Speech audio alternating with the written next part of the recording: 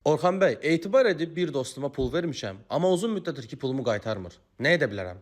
Belə bir atalar sözü var. Dost dosta tən gərək, tən olmasa gen gərək. Nə qədər də belə deyək, dostlar arasında münasibətlərin istiliyi, yaxınlığı verilən pulun qaytarılmasına nə dərəcədə təsir eləyə bilər, bu başqa sualdır. Amma hüquqi aspektlərdən yanaşsaq, verilən birinci vəsaitin verilmə halını təsdiqləmək lazımdır ki, mən vəsaiti ona vermişəm. Yəni çox vaxt pul şifahi qaydada əlbəl biri digərinə verilir. Belə hallarda sübut olmur və müraciət edən zamanda məsələnin həllinə gedib çıxmaq olmur. Belə hallarda ən azından bir WhatsApp yazışması, bir Telegram yazışması, digər sosial şəbəkələrdə yazışmalar, Facebook və s. pulun verilmə faktını təsdiq eləyə bilər. Burada bir nəzərə almaq lazımdır ki, pulu verərkən bu ya mülki məsuliyyətdir, ya da etibardan sui-istifadə etmə dələduzluqdur.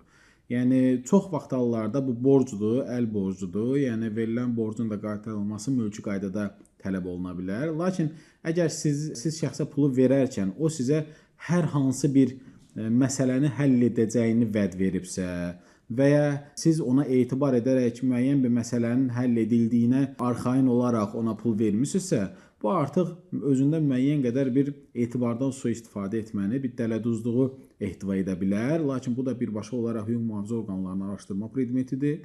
Böyük məbləğdə borc vəsaitləri veriləndə, etibar edilib verəndə çox vaxt keçirmədən hüquq mühafizə orqanlarına müraciət edərək belə halların araşdırılmasını tövsiyə edirik. Ümumiyyətlə borc vəsaitləri verərkən də ən əvvəldən hüquqşünaslardan, vəkillərdən, bu sahədə ixtisaslaşmış vəkillərdən hüquqi məsləhət, hüquqi rəy almağı tövsiyə edirik.